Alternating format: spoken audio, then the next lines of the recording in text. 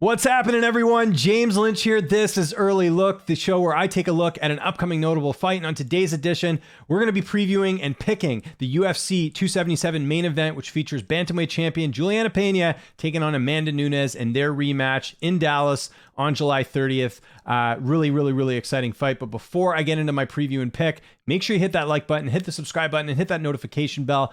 3 easy things you can do. You hit the notification bell, you'll never miss updates on this channel. And you hit the like button, it really helps me out with the views on this video, the algorithm, all that stuff. So if you could do that, that would be awesome. Okay, let's get right into this bantamweight title fight. The long anticipated rematch, the Ultimate Fighter 30 coaches, Julianna Pena, Amanda Nunes 2. It was pretty obvious they had to do this fight with the fact that obviously Pena getting one of the biggest upsets over the former champion Amanda Nunes. And, Nunes had a number of title defenses. So it only made sense to do the rematch. That's how we got here. Let's talk about the fact this is 5 rounds. It's going to be at the American Airlines Center in Dallas, Texas. So bigger cage, not like the Apex. And let's zone in on our bantamweight champion, Julianna Pena.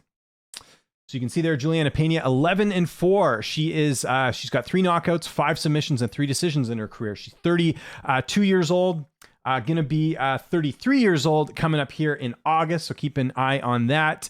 And she's 5'6" with a 69-inch reach. She's the current UFC bantamweight champion, like I mentioned. She's the first woman to win the Ultimate Fighter, and that season was, of course, the Ultimate Fighter Season 18, where she defeated Gina Mazzani, Shayna Baszler, Sarah Morris, and Jessica Rakoczy in the final. She's also a BJJ purple belt, and she's won Performance of the Night 2 times for her win over Melania Dudieva and Amanda Nunes, her last fight. So obviously, Pena, quite the career in the octagon.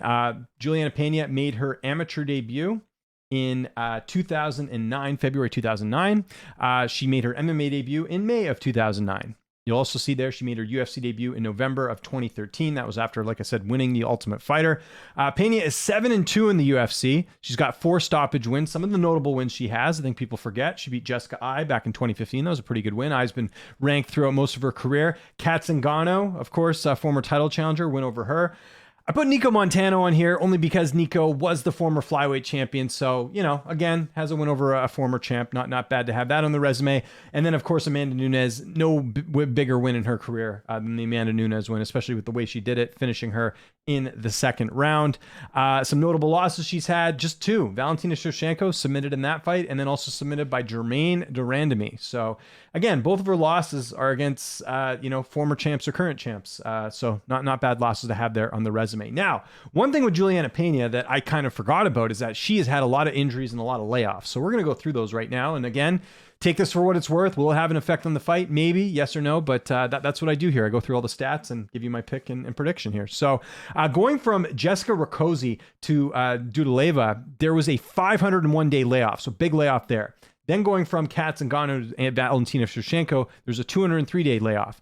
Then going from Valentina Shevchenko to Montano, 896-day layoff. Pretty significant on that one. Going from Montano to GDR, that was an 448-day layoff. And then obviously from this fight, and both women have this obviously because it's a rematch, there's going to be a 231-day gap between the first fight between these two and the fight coming up here on July 30th. So just always mention that because, again, some people feel like activity could play a role in certain fights, so have to bring that up. Now, what are some of the injuries that Julianna Pena has had? I think people forget this. She was supposed to fight Jessica Andrade at UFC 171. Imagine if that fight would have happened. Who knows how that would have gone. That was back in March of 2014. Pena tore her ACL, MCL, LCL, and meniscus. Pretty brutal injury. That's what took her out for so long. So again, that was supposed to take place in 2014 after the win over Jessica Rakoczy after winning the show. Fight never ended up happening. That's always one of those what ifs, what happened if that fight would have taken place. Another fight I think people forgot about was supposed to happen. She was supposed to fight Aspen Ladd back on UFC on ESPN 8. Of course, she had an injury there too. Undisclosed what that injury was, but again, just one other injury there on the resume. Now, the one thing with Pena is, not a lot of decision wins, more finishes than decisions. So no close fights here. If you look at her career, no controversial decisions, anything of that nature. And that's pretty much it for Julianna Pena. Again, just 15 fights, but a bit of an interesting career, right? Because, she won the Ultimate Fighter. Her wins, Nunes, take Nunes out of the equation. Some of her wins, like I mentioned there, just a couple notable names here. But then her losses are a couple really good fighters too. So kind of an interesting career from that perspective. Let's talk about the former champion, Amanda Nunes. As you can see there, the Lioness, 21-5 record, 13 knockouts, 4 submissions, 4 decisions. She's 34 years old. She's 5'8" with a 69-inch reach. So Nunes is just a year older than Julianna Pena, because like I mentioned, Pena's birthday coming up here. She's going to be 33. What else about Amanda Nunes? She is 2 inches taller in this fight. Take that for what it's worth. She's the current UFC featherweight champion. She's the former bantamweight champion, of course, with Pena beating her. She's the first women's 2-division champion. She's got a BJJ black belt and a brown belt in judo. There's a whole bunch of accolades she's had. We'd be here all day if we went through all those. You know, her winning fighter of the year, her being, the first, like I mentioned, their first women's 2-division champion, doing so while being active. You know, a lot of times a fighter will win a title, vacate it, and then move up. She was active in both. And then I think she had 5 title defenses prior to losing to Pena at bantamweight, so really impressive there. And again, just go look it up. You know, Nunes, quite the resume, one of the best women's. She's on the women's Mount Rushmore for sure. Even with the loss, I think she's got to be on there with what she's done in her MMA career. Okay, interesting thing about Nunes, like some fighters when I talk about it on here, no amateur fight. She went straight to the pros and actually lost her pro debut. Remember, I talk about this every now and then. Certain fighters have lost their first professional fight. So she loses to a girl named Anna Maria. And, what's Anna Maria? She was 5-5 in her career. Last fought in 2014. Just one of those weird fights, right? Lost her debut there. Made her UFC debut in August of 2013. As you can see here, that was against Sheila Gaff. And that was 3 months prior to Julianna Pena making her UFC debut as well. So they both kind of made their debut the same year, which is interesting. Nunes is 14-2 in the octagon. She's got 10 stoppage victories. Her 2 losses were to Kat Zingano and Julianna Pena. So not bad. I mean, you look at and we'll go through the notable wins she has. My goodness. This is why she's on the women's MMA Mount Rushmore here. Check out these wins. And we're going to go through them right now real quick. Germaine Durandamy, 2 wins over her. One a stoppage win, the other one a decision. Valentina Shevchenko, 2 decision wins over her. One of them a lot closer. We'll talk about that in a sec. Miesha Tate, finishing Tate in the very first round when they fought at UFC 200, historic card. Ronda Rousey knocked her out in 48 seconds. You know, she was an underdog in that fight, which is crazy looking back now. Chris Cyborg, probably, in my opinion, her best win. I mean, Cyborg, again, you know, people like to say what they want, that she went to Bellator and all this stuff. Cyborg was like the boogeyman, boogie woman, I should say, in the women's division. Like, no one could beat her, and Nunes did it in 51 seconds. Very impressive in that fight. Holly Holm, another good win, a former champion. And then I mentioned, of course, the 2 wins over Durandamy, Raquel Pennington. I mean, there's so many good wins that she's had in her career. As far as the women's resume, no one's really, other than Cyborg, no one really stacks up with Amanda Nunes in terms of the resume there. So very, very, very impressive. Nunes has also had some layoffs. I kind of forgot about this too, so I'm glad I went back and kind of looked it up. If you look at it here, from the first GDR fight to Zingano, there was a 325-day layoff. Going from Ronda Rousey to Valentina Shevchenko, the second fight, there was a 253-day layoff. Going from Shevchenko to Raquel Pennington, there was a 245-day layoff. Felicia Spencer to Megan Anderson, there was a 273-day layoff. And then obviously this fight, 231. So a few layoffs, nothing major, nothing like Pena. I mean, we're talking, I mentioned it there, Pena had like an 800-something day layoff there. So that's a little bit crazy. Nunes has had a lot of injuries. Again, talk about fights that never happened. I think people forget. She was supposed to fight Sarah Kaufman back at UFC Fight Night back in April of 2014. Got an injury there. Was supposed to fight Valentina Shevchenko. I was actually at that card, and I remember doing a podcast in my hotel room, and I had someone text me being like, the main event's off, and I was like, what? It was a couple hours before fight time, and she had that illness, like a sinus thing or something. I can't remember exactly what happened, but she had an illness there. Again, not an injury, but very weird that happened sort of the night before the fight. So that was supposed to take place at UFC 213 in July of 2017. Of course, she was supposed to fight Felicia Spencer the first time. She withdrew. I think, again, that had to do with her wife being pregnant at the time. And then she's supposed to fight in December of 2020. She withdrew from that fight too. Can't remember exactly why. And then she was supposed to fight Pena back at UFC 265. That was in August of 2021. She got COVID. And the COVID thing's a little interesting because I have sort of my theory on her getting COVID and everything else. Okay, I mentioned the Valentina Shevchenko fight, the second fight. That was at UFC 215 in September of 2017 in Edmonton in Canada. I went back and looked at the scorecards. I remember watching that fight live and thinking Shevchenko won. I probably need to revisit that. I haven't had a chance to do that yet, but I did go back and look at the media scorecards for that one. 10 media members scoring the fight for Amanda Nunes, 2 scoring it a draw, and 10 scoring it for Shevchenko. So an extremely close fight on paper between Shevchenko and Nunes. Their rematch And again, you look at what Shevchenko's been doing at 125, minus the last fight, a little bit closer than people would have liked. That's a really good win to have on the resume. Again, the current flyweight champion, Valentina Shevchenko, Nunes has 2 wins over her. So that's pretty impressive as far as getting those 2 wins as well. And Valentina's really, other than Pena, the only one that's really given her any sort of grief whatsoever. And again, you could say that Shevchenko won. She couldn't have, but still, the fact that it was that close, I think just speaks to the talent level of both fighters there. Okay, let's look at the odds right now. At the time of recording this, we got odds everywhere. You get Nunes, anywhere from like a 3-1 favorite to 2-1 favorite. The line's interesting. Their first fight, a little bit of revisionist history, I think is kind of interesting with that fight, because you look at the result and you think, oh, Pena, big upset, all that stuff, but Nunes won that first round. Pena was on her back for most of that first round. So Nunes having a lot of success. I remember watching at the time thinking, okay, Nunes is going to do what Nunes does, gets a first round finish, just like she did to, Megan Anderson and so many other fighters. But Pena, to her credit, hung in there.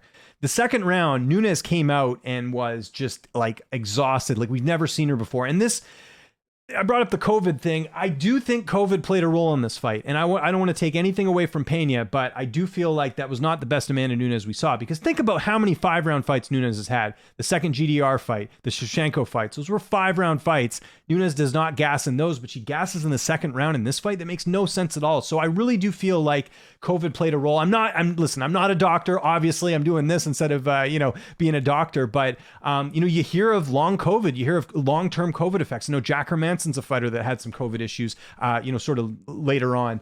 I just, a different example in hockey, Brandon Sutter. I'm a Canucks fan. Brandon Sutter didn't play all of the 2021-2022 NHL season because he still had effects from COVID. His cardio was off.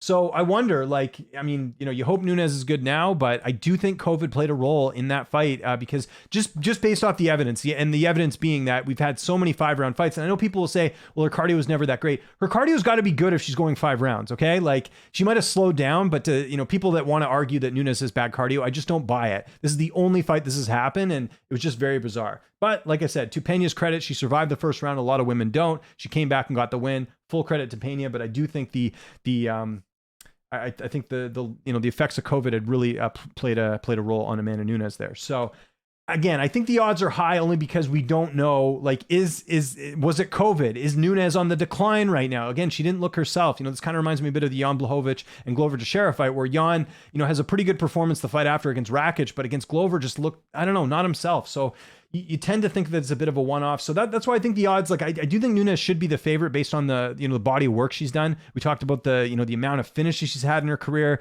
We talked about the notable fights she's had compared to Pena. There's a lot of reasons to make Nunes the favorite here.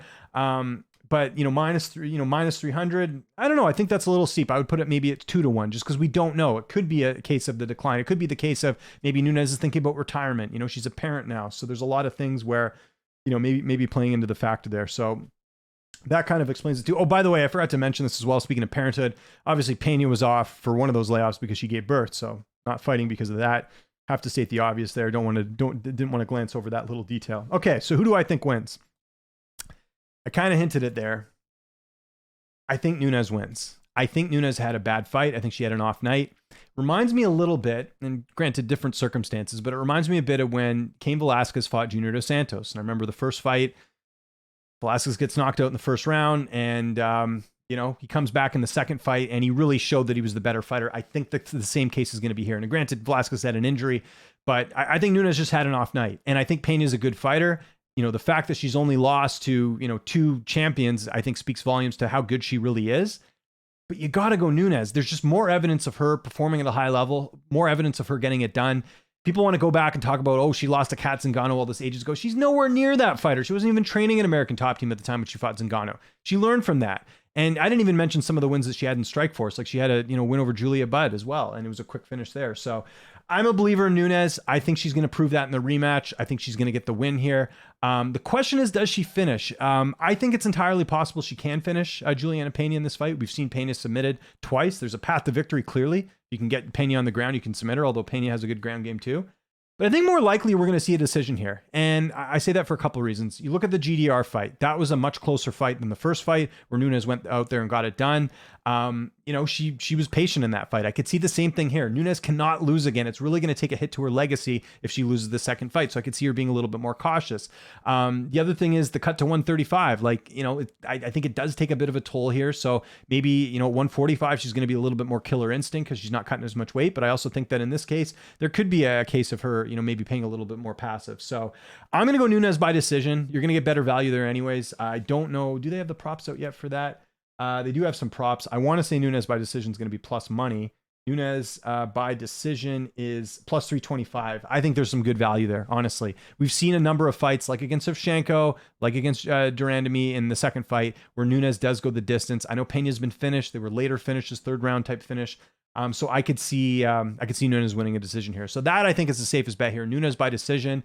I'm not going to lay the minus 300. I will lay her by decision to get it done there. So that's going to be the pick. Amanda Nunes by decision. So what do you think? Am I wrong? Am I right? Let me know here. Let's talk about this fight. Let me know your picks, how you see the fight going. More than happy to discuss this as long as people aren't going to be, trolls. You know what I mean there. Calling people names, all that stuff. I think we can have an honest discussion here about this fight and talk about, how this fight will go. Again, I totally understand people saying, look, Pena's that good. Nunes is on the decline. Give all the credit to Pena. Totally get that too. But I tend to think based off past performances that Nunes had an off night, and I think she's going to show on July 30th that she's the best women's bantamweight fighter in the world. Follow me on Twitter and on Instagram at Lynch on Sports. Make sure you subscribe to this YouTube channel, youtube.com/Lynch on Sports. Hit that like button, hit the subscribe button. Let me know if there's any other fights you want me to preview. I try and pick and choose a few of the good ones, usually sort of some notable names here, but let me know in the comments if there's any other fights you want me to preview. The next one up, I think, is going to be Anthony Smith and Magomed Ankalaev, which is also on this card. Chose that over the flyweight title fight only because, or the interim fight, I should say, just because I think it's interesting. I think it's a little bit more of an interesting matchup personally. So that's going to be the next one out here. But again, if you made it to the end here, appreciate you watching. I'm James Lynch. I'll see you next time, and thanks so much for watching.